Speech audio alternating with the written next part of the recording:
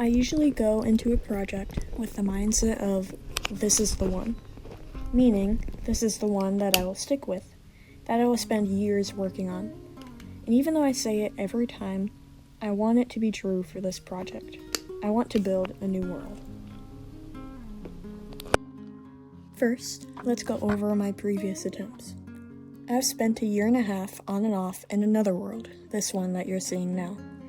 I used Madeline James Wright's Worldbuilding series, which I highly recommend, to make these maps, and I used it as a setting for a world with 60,000 words. I've made many worlds and stories before this one, but this is the farthest I've gotten out of any of them.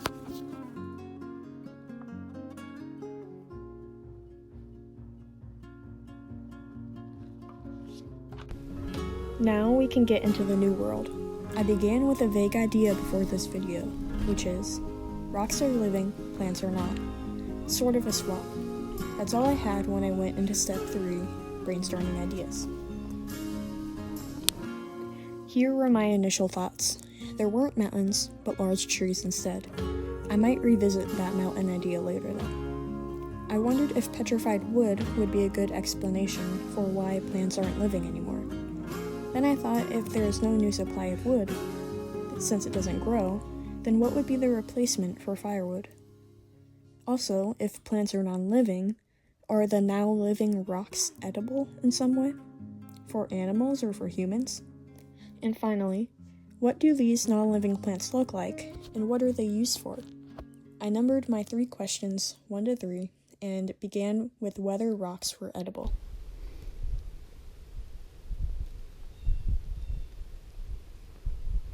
First, I answered yes, with a few explanations. Humans have gizzards, which is something birds have, where they can eat rocks. Or, there are rocks different from the ones we have on Earth. Or, they are eating rocks crushed for their minerals. Then I answered no.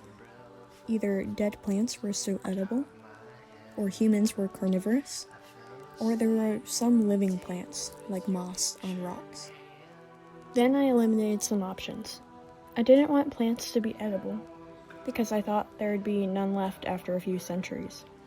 I also wanted there to be a hard line between plants and rocks, so I didn't want some plants to be edible and some not. For the yes, I didn't think I wanted to try and design new types of rocks, so that one went out. I was left with these 3 options. I wrote some notes about what each one would look like, as you can see here. The only one I decided against was the gizzards. As I researched more, I saw that they were used to grind up tough plants because birds didn't have teeth to chew them. 1, humans have teeth, and 2, there are no plants to eat in this world, so I didn't see a way that could work. I will be incorporating the carnivorous and crushed rocks aspects, though. The next question was what these quote-unquote dead plants would look like in this world. Similar to our rocks, hard and heavy, or like plants are on Earth, with color and being more pliable. With the latter, I could not figure out a way so that they would not have been crushed over time to the point that they didn't exist at all. So I went with plants resembling more like earth rocks. I also decided that they would be petrified, which is usually a process done underwater over time. However, I want this world to be magical, so there will be a magical reason as to why all the plants turn hard as rock. Plants are different from rocks in this world because they are not edible and provide no nutrients to people, which is why they are not eaten. Rocks also grow, while plants do not. The final question was, how do humans live in this world?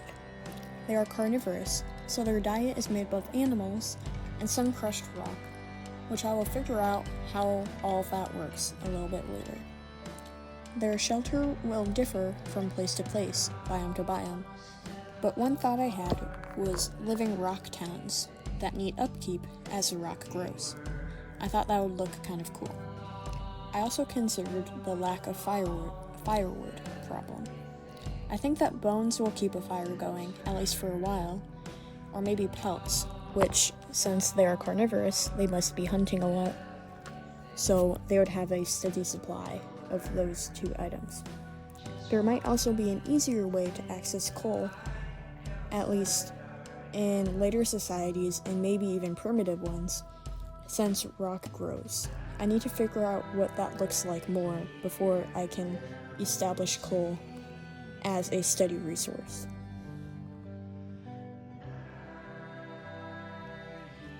Now that I have a basic understanding of this world, I can go more in depth on individual aspects of it. How do people of different biomes live?